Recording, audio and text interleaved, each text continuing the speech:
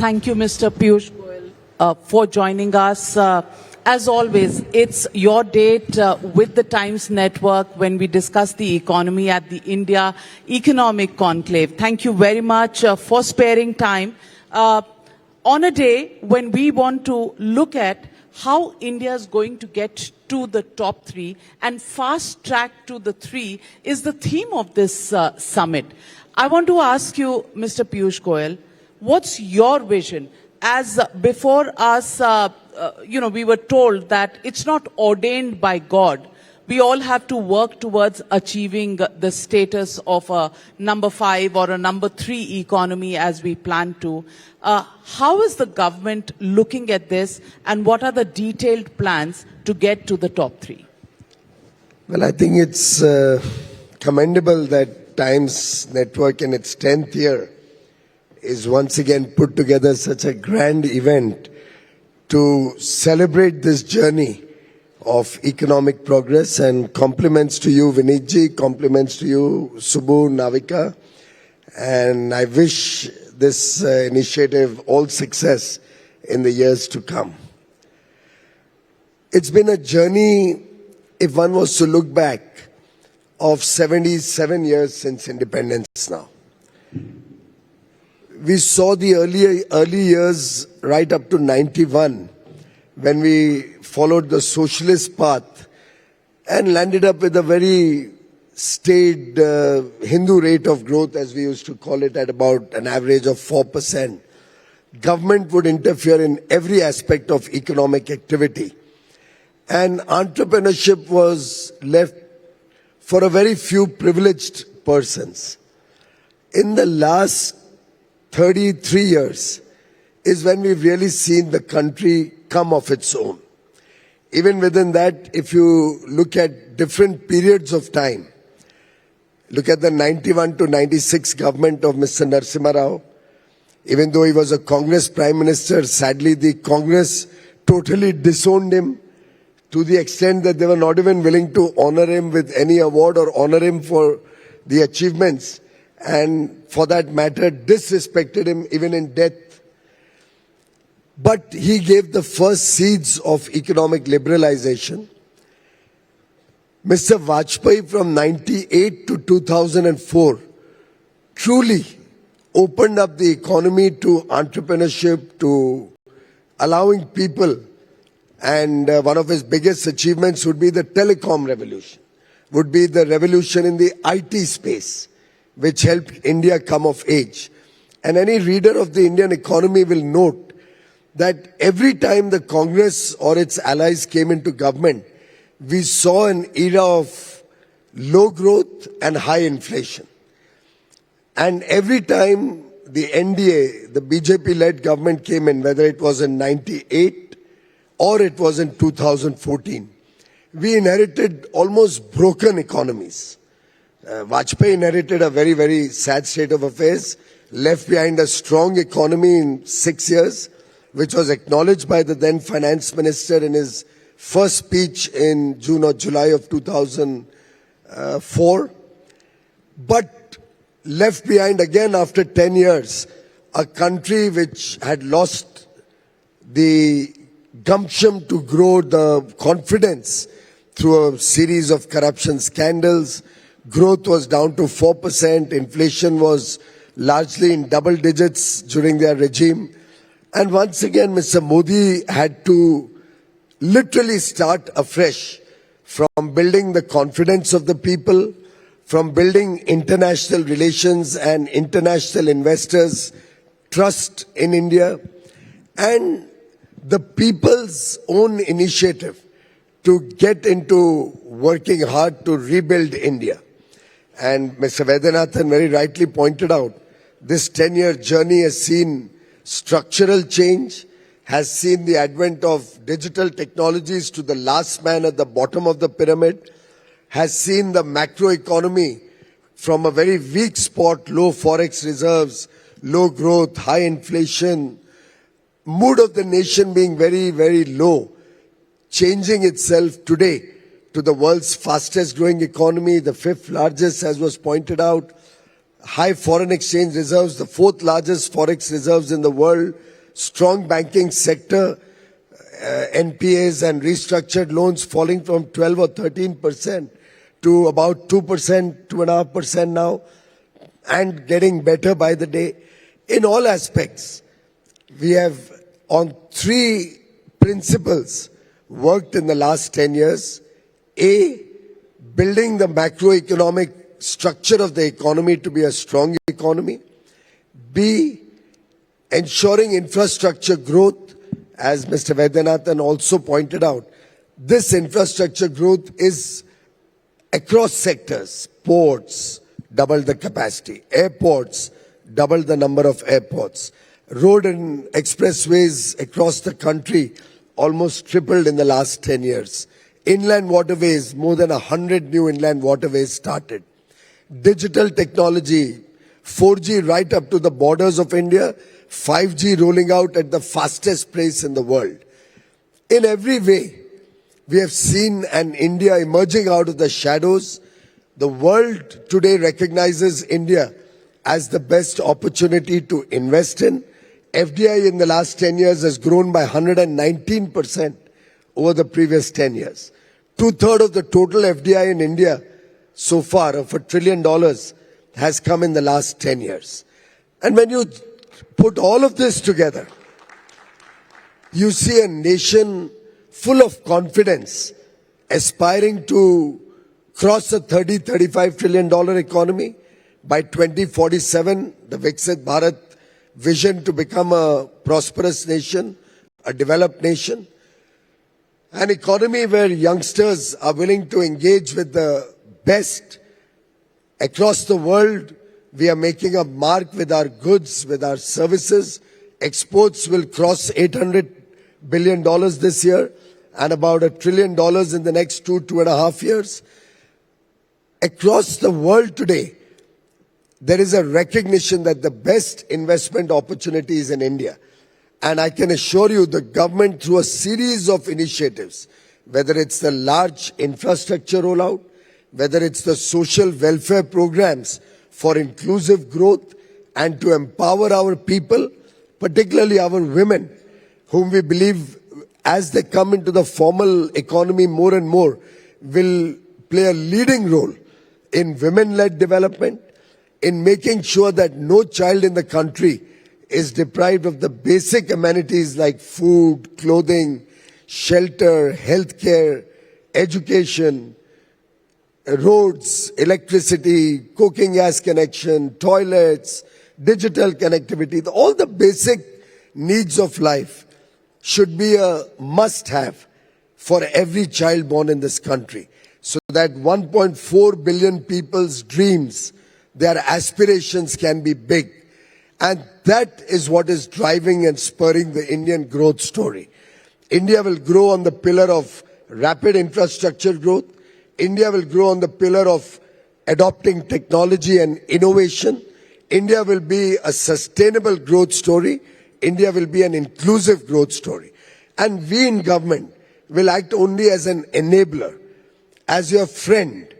We'll work together shoulder to shoulder with business and economy to thrive.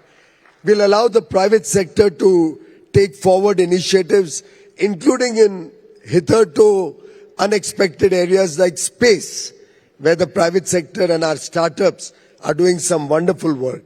Our fintechs, our agri-techs, our biotech, each sector is holding the nation in the highest esteem across the world. Countries across the world recognize that the market that India offers, demand of 1.4 billion aspirational Indians, is enviable. They recognize that democracy, the rule of law, ensures fair play. They recognize that a young population with an average age of 28, 29 years, expected to be young for the next 30 years, will provide talent, will provide skill. They recognize that decisive leadership that this country has, amongst the only countries, Navika ji, which in 23 and 24 has repeated a government. Amongst the democratic world, we saw 60% of the world's population under democracies go to polls in the last 2 years. Rarely have governments been repeated, and I can't remember a government repeated the third time. And that is what Prime Minister Modi has brought to the nation. Confidence and belief in the India story. There may be a few naysayers who, along with their friends across the borders, may try to undermine the India growth story. But I can assure you, Navika ji, whether it's the people of Haryana or the people of Maharashtra, now the people of Rajasthan or the people of UP, they recognize that थोड़ी चूक हो गई पिछली बार और उमड़ के बाहर निकले इस बार. मोदी जी को संदेश देने हम आपके साथ खड़े हैं. I always, take away as a journalist who's covered the decade of the 90s. I started my journalism in 1990. So we've seen the P.V. Narasimha Rao years. We've seen the Vajpayee years. We've seen the United Front government's 2 phases of it. And then we've seen the UPA years and now the NDA years. I would like to compliment your government for the scale on which it operates.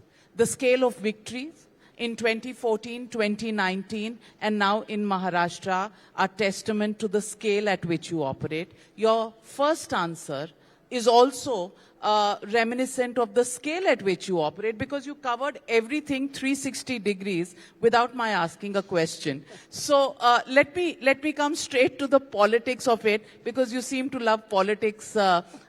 Economics, I think you've covered everything in the first answer. So let me ask you, is policy making now going to shift to the scale of this convention center, Bharat Mandapam, where you've had a key role to play in getting this place up to speed for the G20 summit? I want to ask you, because no policy making, no debates, no discussions happen in Parliament. We're seeing even today, probably the 14th day that Parliament is seeing drama, theatre, but not too much of policy discussion. Do you think media houses like ours, conclaves like ours, should offer a platform for debate on policy? Because Parliament, they blame you, you blame them, but we're not seeing too much of forward movement. No, I think it's brilliant that organizations like Times Network is bringing to the fore issues before the country, engaging with the people of India, giving us valuable feedback. Look at the way Prime Minister Modi works. This convention center was conceptualized by him about 7 years ago, and 2018, 6.5 years ago. And I remember what was the vision behind it. And I'll share that with you for particularly the young persons who are listening to this conversation to understand how Prime Minister Modi thinks. He said that if we have to showcase to the world India's strengths, we will need to have the MICE sector come to India in a big way. That's meetings, conventions, seminars, exhibitions. And if we are looking at the MICE sector coming to India in a big way, it can't be done in the tents that used to host India International Trade Fair at Pragati Maidan, this venue, prior to 2023. They had to move out of tents into modern facilities. And one facility also may not be enough. So simultaneously in 18, not only did he start rejuvenating this venue to make it a world-class convention center and a world-class exhibition center, the Bharat Mandapam, he also conceptualized Yashobhumi, which is at Dwarka, right up to having an underground metro station going inside Yashobhumi. So from the airport, you can be at Yashobhumi in 7 minutes. With 100-hectare large plot of land, a huge convention center, actually somewhat bigger than this, huge exhibition halls. Idea being that the world should come to India, world should experience the India story, and world should know the scale at which India is developing. Now friends, when we hold, let's say, Bharat Mobility, which is going to be held 2 months from now at this venue and at Yashobhumi and the Noida Convention Center, because even with 2 we are running out of space. We are putting together everything in India on mobility at one time, at one platform. No more do people have to go to Hanover or Germany to witness what the world offers. India will be that one-stop shop. Everything on mobility you can find at one point of time in India. Bharat Tex, it's going to be held here and at Noida. Bharat Tex is the world's largest exhibition cum conference on the textile sector. And it's appropriate it should be in India. Can you imagine the world's biggest food fair used to be held in Dubai, which doesn't produce anything except dates. Dates as in khajur. Galatfahmi na ho jaye. But now we are starting to host large food fairs. We'll have Ahar coming up soon. After that, the World Food Fair. And now we are competing within the country with 2 World Food Fair and Aadhaar, fighting to see what will be bigger. We encourage competition. We encourage showcasing to the world the scale at which India operates. And that's where Prime Minister thinks big, thinks bold, and thinks audacious. And I think it's time, if I can use from that old phrase, some of us in this room may remember, Navika ji, if you recall, there was that big, hairy, audacious goals. B-H-A-G. Bhag. And that is what India is today. Big, hairy, audacious goals. And I urge the youngsters who are watching Times Now or ET Now, जब भारत की दास्तान चली है विकसित भारत बनने के लिए, तो हमें भागना नहीं है. भाग can have 2 meanings. भाग could be you run away. हमें भागना नहीं है, हमें उसमें भाग लेना है. We have to participate in this Viksit Bharat journey. And that is what Prime Minister Modi is encouraging Indians to do. और भाग के top 3 पर जाना है. But you've ducked my question. Okay, I'll come straight to the point. Parliament कब चलेगी? जब माननीय राहुल गांधी जी जो लीडर ऑफ ऑपोजिशन है और माननीय मल्लिकार्जुन खड़गे जी जो राज्यसभा में लीडर ऑफ ऑपोजिशन है, वो इस बात को समझेंगे कि पार्लियामेंट डिबेट, डिस्कशन, डायलॉग का एक मौका है, एक प्लेटफॉर्म प्रोवाइड करता है जिसमें आधार के बेसिस पे कोई ना कोई मुद्दों के मूल जड़ में जाके चर्चा होती है, बजाय के सिर्फ थिएट्रिक्स करना, बजाय के जो पीठ के ऊपर बैठे हैं, अध्यक्ष बैठे हैं, उनके ऊपर टीका टिप्पणी करना, बजाय के कोई एक विषय को लेके देश को गुमराह करने की कोशिश करना. मैं समझता हूं ठोस मुद्दों के ऊपर, ठोस लेजिस्लेशन के ऊपर, देश हित में उठाए गए कदमों के ऊपर सहमति भी कई बार हो सकती है. मुझे याद है जब हम भी विपक्ष में थे, कई ऐसे विषय थे जो देश हित में हम पूरी तरीके से सरकार के साथ सहमति के साथ खड़े रहते थे. ये तो आज मैं पहली बार देख रहा हूं गत कुछ वर्षों में कि इतनी विफल है विपक्ष का नेतृत्व कि देश हित को तो किनारे रख के विपक्षी ताकतों के साथ अपने आप को जोड़ के अपने ही देश को, विदेश में जाके भी अपने ही देश को बुरा भला कहते हैं, अपने ही युवा युवती साथियों को बुरा भला कहते हैं, अपने ही देश की विकास यात्रा पर संदेह उठाते हैं, अपने ही देश में हुए अच्छे कामों को नकारने की कोशिश करते हैं. मैं समझता हूं इससे भद्दी सोच मैंने कभी जिंदगी में कोई देश में नहीं देखी है. विश्व भर में एक सहमति रहती है कि देश के बाहर हम सब देश का गुणगान करते हैं, हम सब देशवासी एक होते हैं. ये पहला एक इंस्टेंस देश के समक्ष है जब उच्च स्तरीय नेता बाहर जाके अपने ही देश के बुरा भला कहते हैं कि देश में बोलने की आजादी नहीं है. आज के दिन आप देख रहे हैं सब जगह किस प्रकार से झूठ के आधार पर वो इस पूरे देश में लोगों को गुमराह करने की कोशिश करते हैं. मुझे लगता है कि समय आ गया है कि जिस प्रकार से महाराष्ट्र ने, हरियाणा ने, देश ने तीसरी बार मोदी जी को मौका दिया है सेवा करने का, अगर ये इसी प्रकार से चले और उन्होंने जिस प्रकार से हिमाचल, कर्नाटक, तेलंगाना में एक फेल्ड सरकारी मॉडल चलाया है, इस तरीके से चला तो गांधी जी की बात शायद सच हो जाएगी कि कांग्रेस वास्तव में अपने आप को बंद करने के करार पर पहुंच जाएगी. But according to the opposition, the onus to run parliament is on the government. It's on the treasury benches. It is the government which is disrupting the house. That is the charge on the government. Wait, there is no GST on alleging any false charges. So I think they may jolly well say that, but every time we are discussing any issue, every time there's question hour or 0 hour, every time a legislation is under consideration, if they are going to be fixated on false narratives and fake stories, I think beyond a point, the people of India are also frustrated with the sort of cheap theatrics and allegations. You have seen the kind of behavior that leaders of the opposition have shown outside and inside Parliament. You have seen that they themselves are not united in their approach. The entire India alliance has a broken and fragmented thought process and agenda.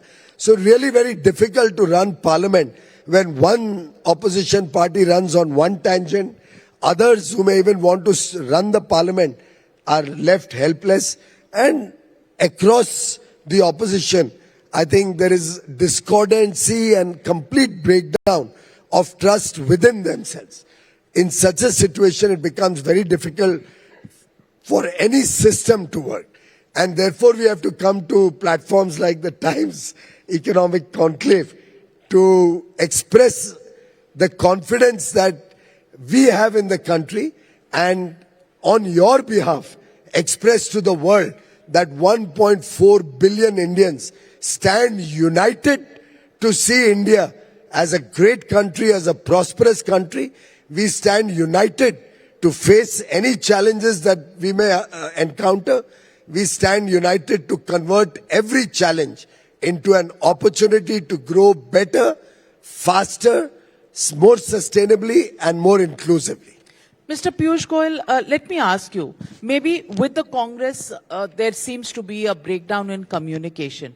But can you not speak to the other opposition leaders in the Parliament to at least have some semblance of order? Because the ask to get to the top three will require policies, debates on policies, changes in policies, bills to be passed.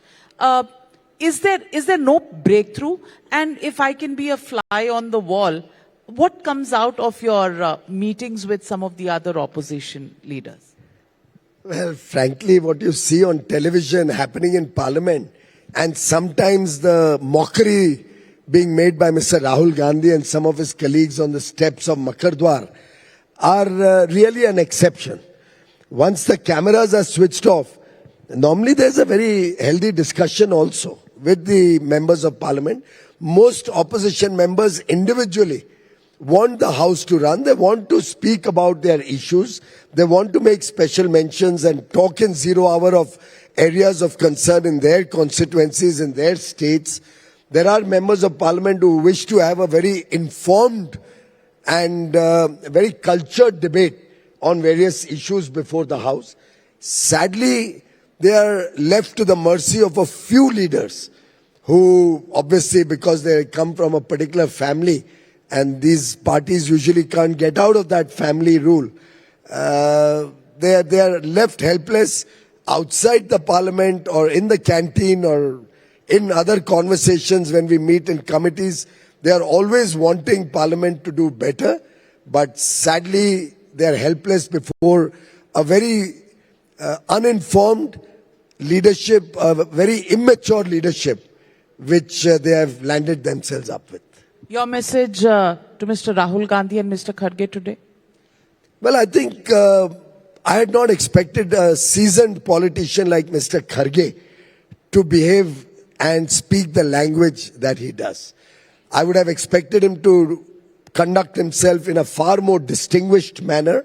It's very sad that he's taken the proceedings of Parliament to a depth where even the chair has to admonish him. And if the chair has to admonish him or some of his colleagues for their irrational behavior. Now they convert that to say that the chair is attacking us or passing comments on us.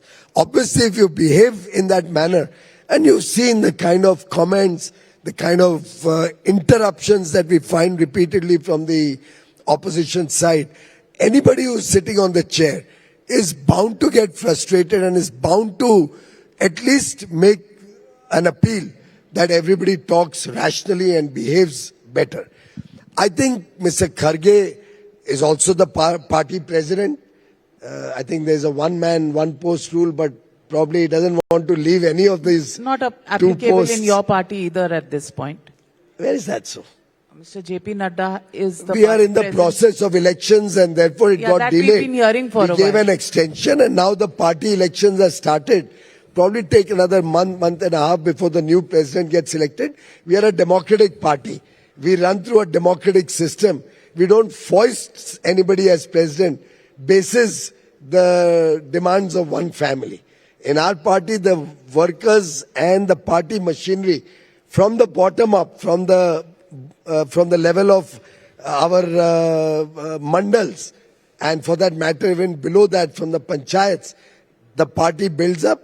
And by the way, we have the world's largest political party, the Bharatiya Janata Party, through a digital process with photograph and mobile number, name, address, digitally capturing image of the person also on his own mobile, has more than 12 crore registered members of the BJP, the world's largest democratic party.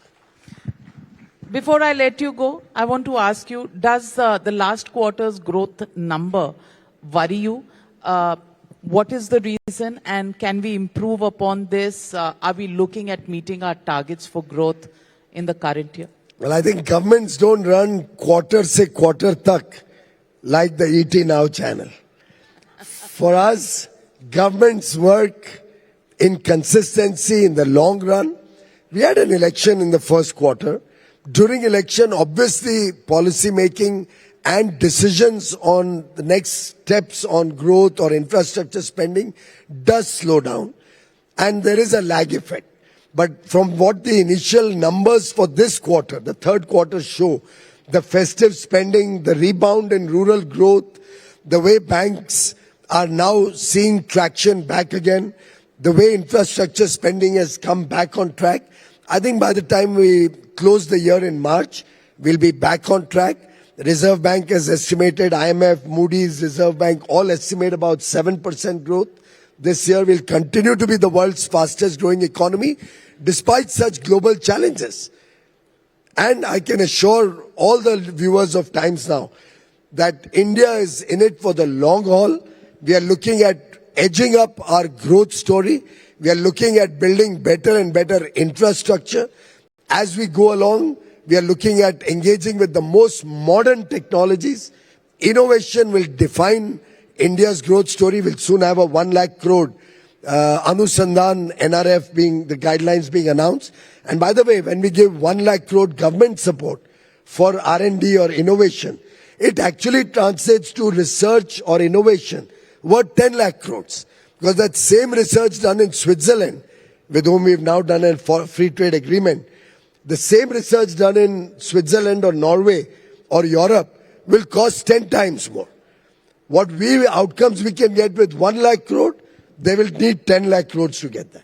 Therefore, the EFTA countries, Switzerland, Norway, Liechtenstein and Iceland, not only have they done an FTA with us, as a part of the free trade agreement, they have committed to invest $100 billion, 8.5 lakh crore, as FDI. Doesn't include Norway pension funds, FII investments in the stock market. FDI of 10 lakh, of 8.5 lakh crores, creating 1 million, 10 lakh jobs directly, which means about 40-50 lakh jobs, direct and indirect. And it's the first FTA ever in the world history where an FTA is not about goods and services alone, but a linked investment, because they recognize that India is the future, India is the growth story, with an aging population in the developed world, with slow growth. Growth in Europe is less than 1% this year. At best, it'll go to 2 or 3%. They'll double their economy in the next 30 years. We'll go 8 to 10 times in terms of our economy in the next 30 years. So that's the huge delta of opportunity. All those who lose out on it do it at their own risk and cost and peril. Those who believe in the opposition model of disruption and discordant notes that you hear from the different parties in the opposition, the negativity that you hear from the opposition is not going to hold back this country.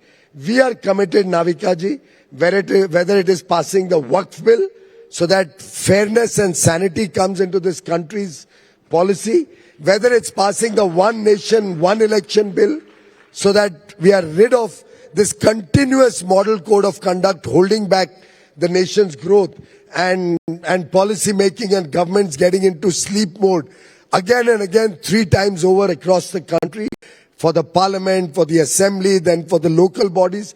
These are structural changes which are good for India. We stand committed to making them happen. And we know we have the blessings of our elders and the support of our young friends in this country. Across the country, people want good governance. They want honest governance. They want progress. They want prosperity. And that is what Mr. Modi brings to the table. Well, thank you very much, Mr. Piyush Goyal. While the government takes care of the economic funds for growth, I propose setting up an innovation fund for political ideas to break the logjam, and we'll start doing that. Conclave se conclave tak, 10th edition of the India Economic Conclave. Thank you very much for being present with us for the 10th time. Thank you, Mr. Piyush Goyal.